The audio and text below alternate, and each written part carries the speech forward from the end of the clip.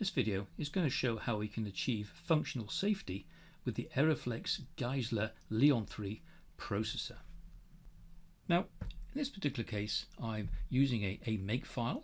I'm not using the Clips IDE. I'm also not using the RTEMs. I've just got a simple makefile, and as we can see, I'm using the Spark Gaisler ELF GCC executable in order to be able to build the executable. So let's check we can build this. So if I go into here, I've got a build.bat file which is going to call make. So let's invoke that, and as we can see, that successfully built my executable. Now what I'd like to be able to do is, first of all, I'd like to be able to analyze this source code and find out, well, is it compliant to MISRA? I'd also like to be able to look and see, well, what metrics can I measure on this? Can I measure things like the cyclomatic complexity? And then finally, I'd like to be able to execute the code, and as we can see, my main is calling these functions a number of times, and as that executes, I'd like to be able to find out, well, how much of this code have we actually exercised? And if I haven't got 100%, well, then I want to complement that coverage by using some unit testing in order to get 100% coverage. So first of all, I want to be able to check that I can analyze the code. So as we saw, we're able to run the build. So I'm going to run the same build now, but this time I'm going to use the build import. And in the build import, I'm going to call the same build.bat file. So let's just run this, and we should see it invoke the compiler, and it's successfully built, and we've got an executable, and we've also got a number of source files. At the same time, it's found a list of the include paths as well as the preprocessor symbols. So I've got everything I need now in order to be able to open this in TV Vision. Well, to save time, I've already done that. I've analyzed the code, and we can take a look and see, well, is this code compliant to MISRA? And as we can see, I have a number of violations, and we can take a look at one of these particular violations.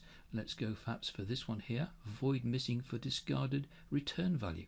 Well, let's double click, and it opens it up inside my editor, and my integer to ASCII function, as we can see here, returns a value, and I'm not doing anything with it. So really I need to resolve that or put a void cast in front.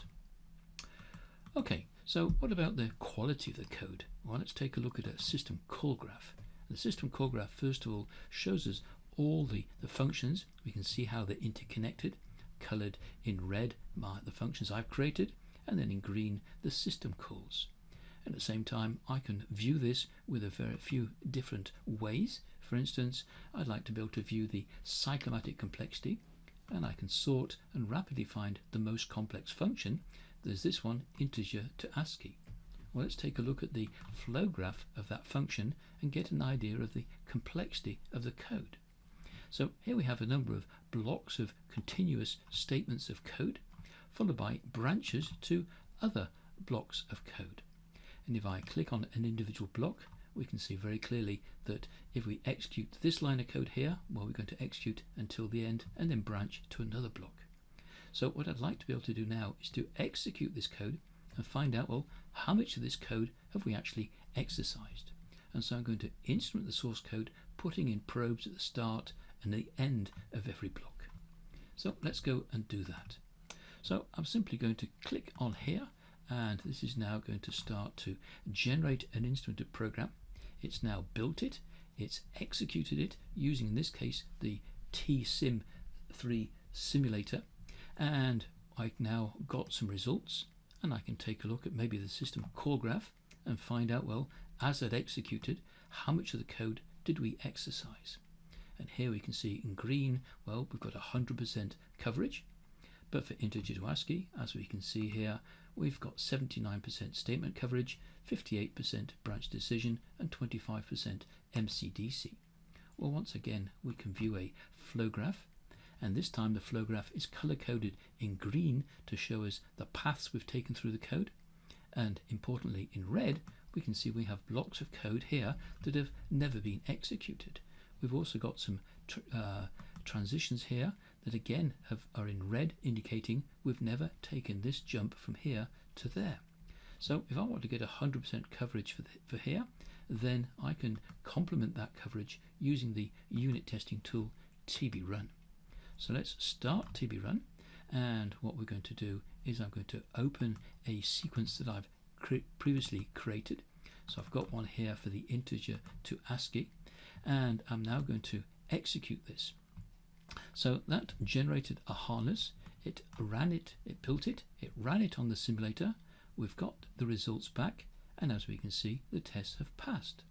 Well, that means with these inputs, we've got the expected outputs we've shown here, and the same for all 7 of these test cases. And at the same time, we've also measured the structural coverage, and now we can see the combination has given us 100% statement coverage, branch decision coverage, and MCDC. So hopefully that's given you an idea of how we can perform functional safety using the Aeroflex Gaisler LEON3 processor. And if you'd like more information, then please don't hesitate to contact us at LDRA. Thank you.